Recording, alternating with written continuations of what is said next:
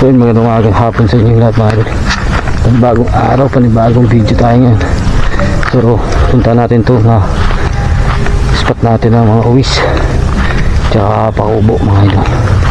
Try natin kung ano na yung findings dito, o mayroon ba tayong pwedeng magawang spot mga idol. Wala tayong dalang unit so hopefully may pwede tayong mga pwestuhan dito. Pero yung alam ko dito, marami daw dito mga spotted duck tsaka collared duck. Pag pupunta tayo dito mga idol, hindi natin yung tinibira masyado, bihira. Yung target kasi talaga natin dito dahil malayo is yung mga uwis. Pero pag halimbawa wala talaga, yun na yung nata-target natin. At ayaw naman nila dito nun. Pero yung number 1 dito mga idol is yung mga uwis tikling. Ang dami dito. Kaya yun ang number 1 nila na ayaw nila. Kasi iba yung pag na-mix ito mga idol, sinisira ng palay. Ayan, shoutout po sa inyong lahat. So makilagay ko kayo dito para makita nyo kung saan tayo dumadaan, anong dinadaanan natin mga idol. Sana ba yung pag laligaw tayo kasama ko kayo. So tingnan natin kung ano makikita nyo. Stay tuned lang mga idol. Magsishoutout na rin ako habang naglalakad tayo.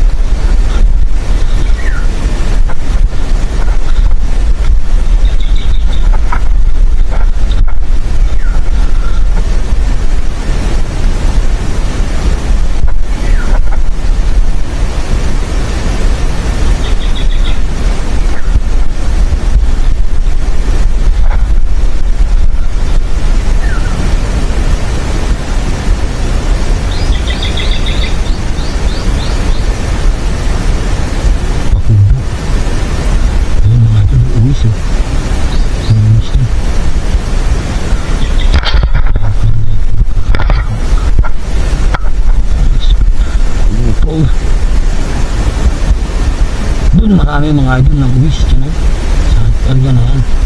Dyan ang tagtag na uwis. Pero ito mga idol, parang maganda to. Ano pangulo. Ang problema natin dito, wala tayo dito mga idol na paduan. Yun, inabis lahat ng damo dito sa mundo.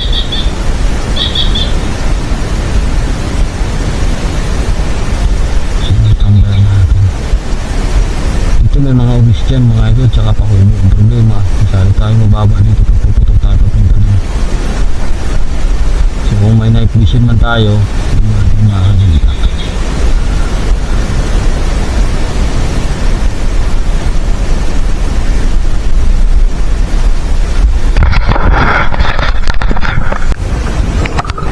So mga idol, nakikita nyo sa background ko mga idol, yung may kubo na yung parte, dyan na may kubo yan ang parang inararo ng kaunti. Marami dyan mga idol uwis tikling. Yan, nakikita ko na nga ngayon mga idol yun. So yung problema natin dyan, pag bibira tayo galing dito, dapat elevated tayo dito tayo sa taas parte pumesto para masilip natin yan mga idol. Umaga man o gabi, kaya natin yan masilip. Kailangan lang natin linisin yan mga idol. Alisin ito at ito para magpwesto sa itaas. Pwede din dito mga idol. So titingnan natin doon mga idol kung kumusta, kung anong lagay ng posisyon natin doon. Yun dati yung pinagbibira natin ng pato. Ayun yung area na yun na parang malinis. Yan mga idol, dati malalim yan. So parang may danaw dyan. So ngayon ginawa nilang palayan na, kaya ganyan na siya. So dati dyan tayo nagtatawag ng mga pato. Itong area na yan, yung area na yan mga idol, yung area na yan pinagtatawagan natin ng pato. Pero ito mga idol, bagong baklas ito, or siguro mga ilang araw na ginamit siguro yung traktor kaya hindi napagpatuloy. Ito mga idol, maganda to tawagan ng mga pakubo, tsaka malapit lang. So ang problema lang natin dito, wala tayong mga idol spot na pwede natin pagkurahan, kasi dati meron ako dito mga spot. So pwede natin pwede tayo makapagkura dyan. Pero pag aabutin natin yung mga ganung distance mga idol, siguro mga 100 plus na yan, mga 120, mga ganyan ang pinakamalayo dyan. Kailangan natin elevated, so kailangan natin mataas tayo para nakikita natin sila pag tumataas pa lang yung ulo, makikita na natin sila. Tapos dyan din maraming pakubo din mga idol. Problema lang natin talaga dyan yung pwesto, kasi malalim yan, malalim yun, nakikita ko yun, uwis tatlong uwis mga idol. Hindi na makakuha yan sa camera, pero ayun, so nakikita ko na ngayon. So alam na natin kung anong pwesto natin. So pwede naman tayo pumasok dito ng umaga, kaso yung problema natin pag umaga mga idol, may magtatrabaho dito Lunes bukas, so baka may magtrabaho dito. So ngayon hapon sinubukan ko pasukin to ng hapon. Ito yung napala natin, ito nakita natin mga idol. Maganda sana to mga idol pasukin ng mga tanghali banda dito mga idol. Pwede tayo dito. Putang na, may pato mga idol, may pato. Paano ko ba tumazon? Tulik lang. Dito mazon, may pato. Ayun, may pato mga idol doon sa may pilapil. Isa lang yung nakikita ko na si babaw ng pilapil. So pwede tayo dito mga pato. Tingnan nyo kung lilipad pwede pa rin natin lalabas tayo dito. Wala naman tayong unit lalabas lang tayo sa ahas. Ayun kung pwede ko ma-zoom mga idol, so try ko i-zoom para sa inyo pagkita. Pero ayun yung pato nagko-camouflage siya, so hindi siya masyadong kita sa kasi nga brown. Ayun sa gitna, nakaharap lang dito. Ay, ang taba. Pero nag-iisa pa lang yan. Palagay ko mga idol, pag linagyan natin to ng dikoy, pwede tayo dito makabira ng pato. Ay, hindi mga idol, ayun pa ang daming pato. Wala ka nga namang baril. Ayun sa kilid. Ewan ko, nakikita nyo itong tubig na to mga idol.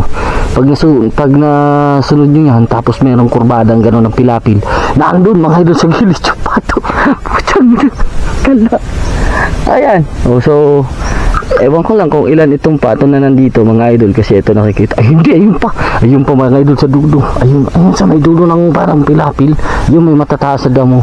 Pag bumababa dito ng konti mga idol, mayroon pang patong dalawa. Sa putang, sarap ito mga idol. So pwede natin ito birahin bukas hapon. So tingnan natin hapon, ang dami. Ilang pato, pwede din umaga mga idol.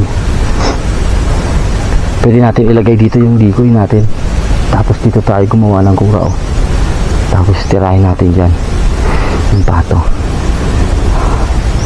Tingnan ko lang kung makakapwesto tayo o saan tayo pwede magpwesto mga idol.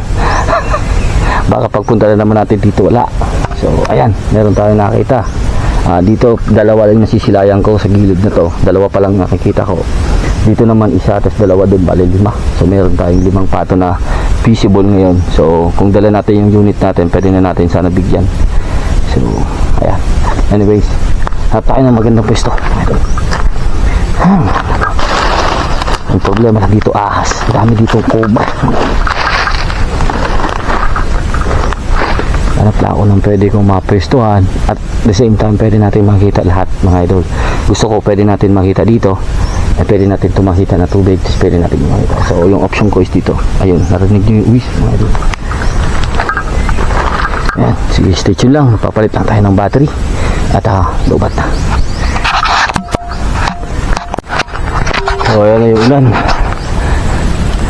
Hopefully makapwesto ako dito, tsaka sisilipin ko din dito para mas maganda yung angulo natin mga idol.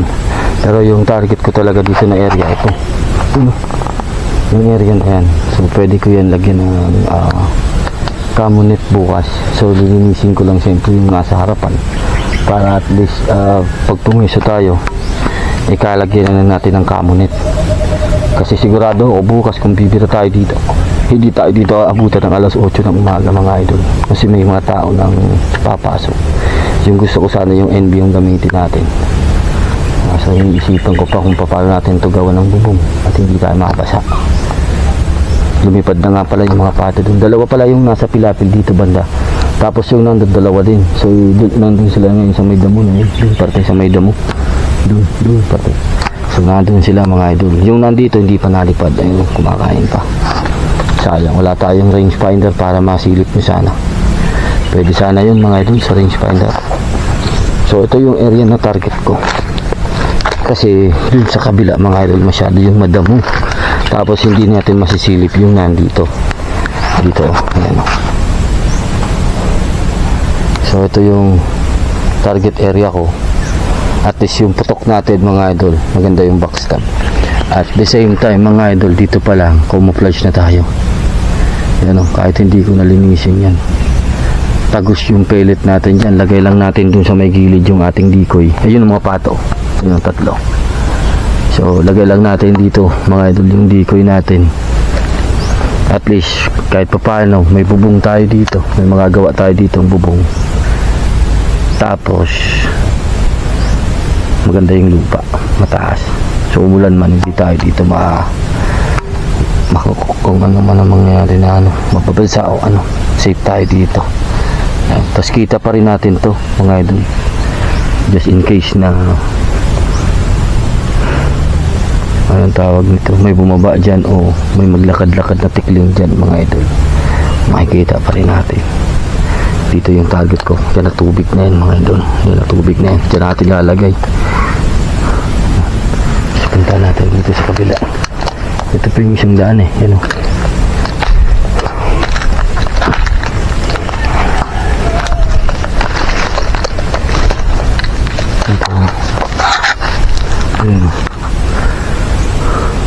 Medyo madam kasi dito parang hindi pa talo nilinis kaya hindi natin to pwedeng maging ideal spot.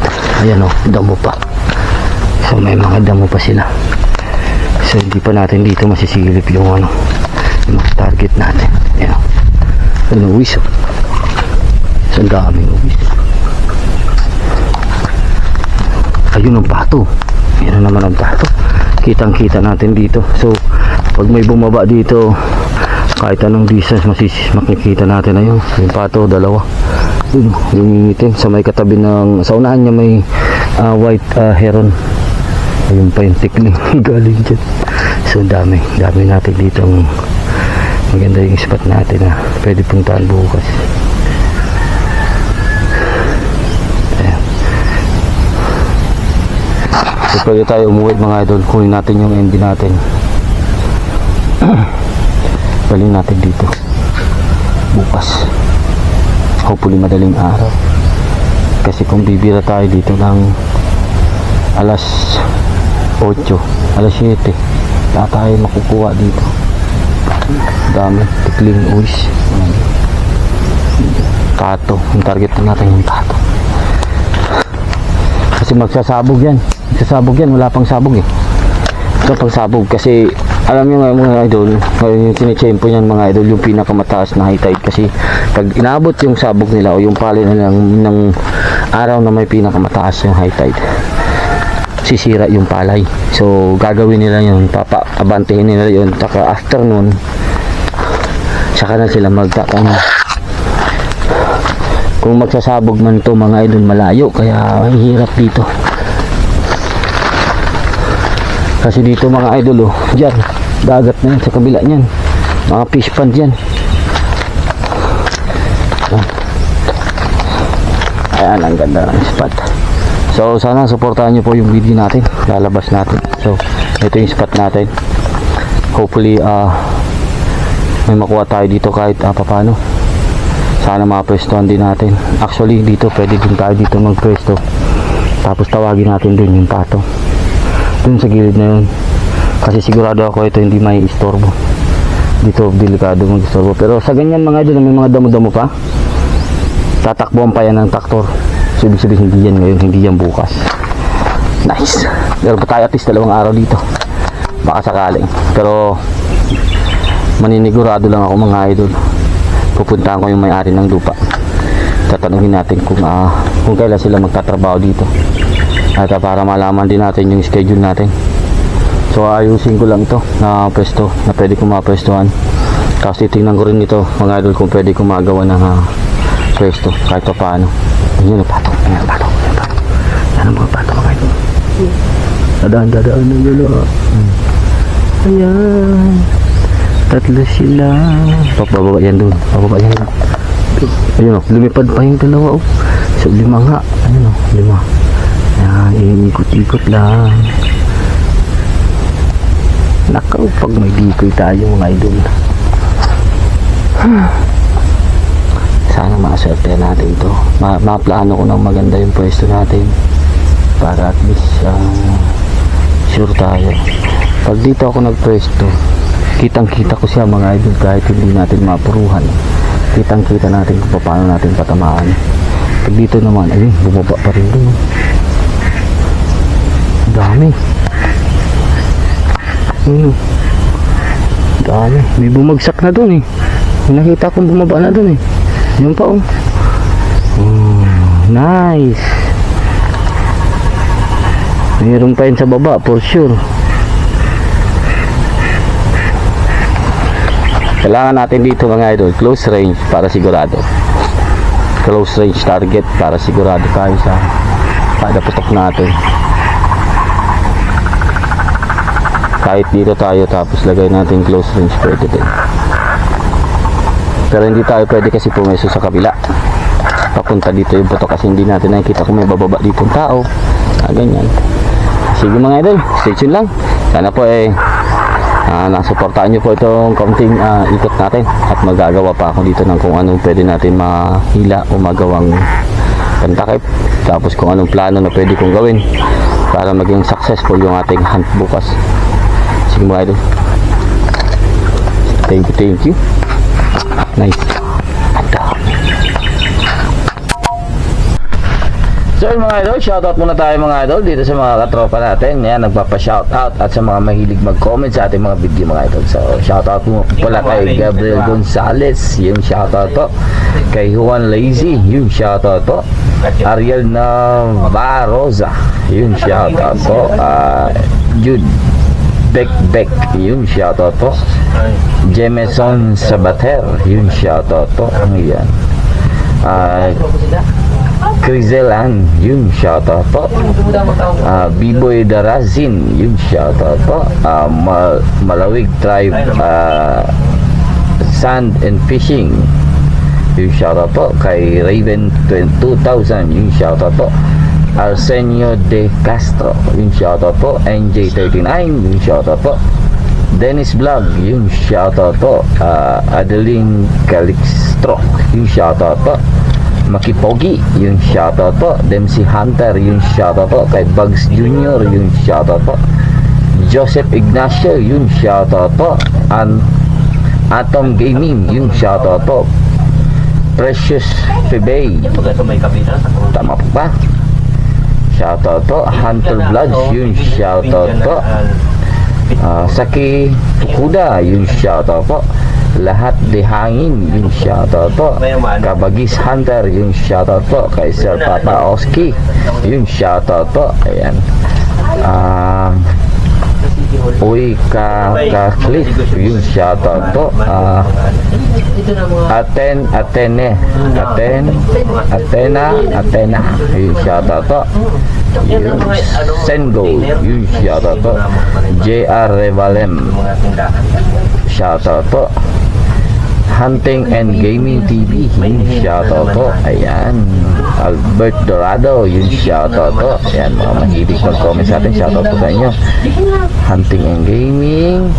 Marloy Ferrer, yung shoutout po. Kapangpangan Vlog, yung shoutout po. Bukid Lifestyle, yung shoutout po.